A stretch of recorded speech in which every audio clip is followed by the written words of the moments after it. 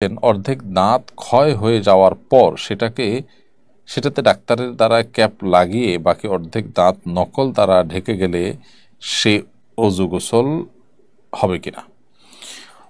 অর্ধেক দাঁত ক্ষয় হয়ে যাওয়ার পর সেখানে যদি ডাক্তার কোনো ক্যাপ ইত্যাদি লাগান এবং সেটা যদি খোলা কঠিন হয়, ইজিলি সারাক্ষণ খোলাখুলির মতো ইস্যু না, বরং একটুও কষ্টকর হয়, একটু অসুবিধা তৈরি হয়, তাহলে সেক্ষেত্রে এটা খোলার দরকার না। ওই অবস্থা আপনি ওজু এবং গোসল করবেন, গোসল এবং ওজু হয়ে যাবে ইনশাআল্লাহ তাআলা।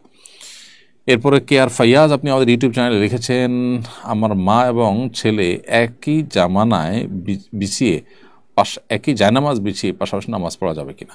বাসায় মা এবং ছেলে একই জায়নামাজ বিছিয়ে পাশাপাশি নামাজ পড়তে কোনো অসুবিধা নেই, তবে জামাতে যদি নামাজ পড়েন তাহলে সেক্ষেত্রে ছেলেকে সামনে দাঁড়াতে হবে, মাকে পিছনে দাঁড়াতে হবে। জামাত ছাড়া পড়লে নিজের মতো করে প্রত্যেকে যার যার নামাজ পড়তে পারেন, কোনো অসুবিধা নেই। সাদিয়া খান, আমাদের ইউটিউব চ্যানেল থেকে আপনি প্রশ্ন করেছেন, আত্মীয়রা ইচ্ছা করে সম্পর্ক ভেঙে দিলে চেষ্টার পরও মিলমিশ না হতে চাইলে সেক্ষেত্রে কি আমি গুনাহগার হব?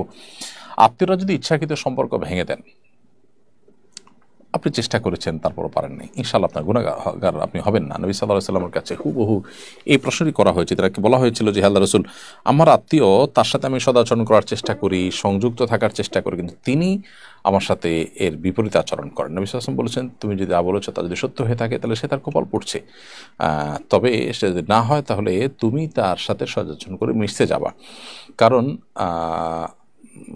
এটা সদাচরণ নয় বা এটা আত্মীয়তার হক আদায় নয় যে তিনি ভালো আচরণ করেছেন তাই আমি ভালো আচরণ করেছি, তিনি খারাপ আচরণ করেছেন তাই তার সাথে সম্পর্ক রাখিনি, হলো না। বরং এটা গিভ অ্যান্ড টেকের ব্যাপার না, এটা শুধু আত্মীয়তার কারণে তার প্রতি আপনার আন্তরিকতা থাকবে এবং তার কল্যাণকামিতা থাকতে হবে। জান্নাত নামে এক এআইডি থেকে আপনি লিখেছেন, আমি একজন ছেলেকে মেসেজে কবুল বলি, কিন্তু সেখানে ছিল না কোনো দেড়মোহর বা সাক্ষী, ওই ছেলে তৎক্ষণাৎ কবুল বলেনি, এতে কি আমার তার সাথে বিয়ে হয়েছে?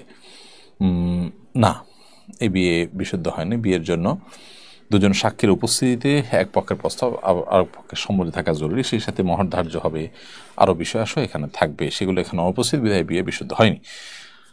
জান্নাত চৌধুরী, আপনি লিখেছেন, বিয়ের পর চাচা শ্বশুরকে কি মুখ দেখানো জায়েজ হবে? এত পর্দার কতটুকু খেলাফ হবে এতে? দেখুন, বিয়ের পর যদি কোনো মেয়ে তার চাচা শ্বশুরের সাথে দেখা দেন তাহলে এটা না জায়েজ কথা। চাচা শ্বশুরের সাথে দেখা দেওয়া কিন্তু জায়েজ নয়। আপনার শ্বশুর দেখা দিবে, এর বাইরে চাচা শ্বশুর, মামাতো শ্বশুর বা অন্য কোনো মামা শ্বশুর, চাচা শ্বশুর, খালু শ্বশুর, তাদের কাউকে মুখ দেখানো জায়েজ হবে না। যদি এই কাজটি কেউ করেন তাহলে সেক্ষেত্রে তার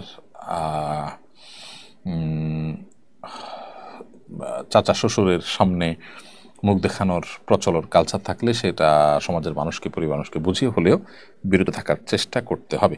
যদি দেখান তাহলে আপনি গুনাহগার হবেন। এমনি মানিক আপনাদের ইউটিউব চ্যানেলে লিখেছেন, জমি বন্ধকের বিকল্প হিসাবে কি কোনো উপায়ে জমির টাকা লেনদেন করা যেতে পারে?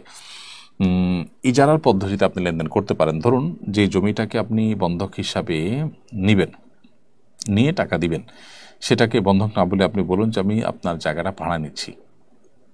সেই ভাড়ায় নেওয়া জায়গাটা যে কোনো মূল্য আপনি নির্ধারণ করতে পারেন, 10, 20, 100, 200, 500, 1000 যেটাই হোক। ওই মূল্য নির্ধারণ করার পর সেই জায়গা, এটা ভাড়ার মূল্য, সেই জায়গা আপনি বুঝে নেবেন এবং ওই লোককে টাকা দিবেন। এই টাকাটা দিবেন যে এটা হলো ভাড়া নিয়েছেন, যে বছরে 1 টাকা বা 100 টাকা সেটার ভাড়ার অগ্রিম। এখান থেকে ভাড়া টাকাটা কাটা হবে প্রতি মাসে মাসে, যেটা ভাড়া ধার্য করা হবে, এবং যখন চুক্তি শেষ হবে বাকি টাকা ফেরত দিবেন। তাহলে এখানে সামান্য নামকাস্তে রাখা গেল, আবার এদিকে সম্পর্কটা শরিয়া গ্রাহ্য সম্পর্ক থাকলো, এবং সেই সাথে যে আপনার লেনদেনটা হলো, সেই লেনদেনটা ইজারার লেনদেন হলো। অর্থাৎ আমি আপনাকে 100 টাকা দিলাম, আপনি জমি দিলেন, আমি 1 টাকা 1 টাকা করে বা 10 টাকা 10 টাকা করে মাসে বা বছরে ভাড়া দিলাম। যে কয় বছর আমরা চুক্তি রাখতে চাই উভয় পক্ষ, সেই কয় বছর থাকলো। যখন ভাঙতে চাই, যে কয় টাকা হিসাবে পাওনা আছে সেই কয় টাকা রেখে বাকি টাকা আপনি ফেরত দিয়ে দেবেন, আপনার জমি আপনি নিয়ে নেবেন। বাস, তাহলে আমি জমি ভোগ করাও জায়েজ এবং আপনার সেই টাকা নিয়ে কাজে লাগানোও জায়েজ হবে।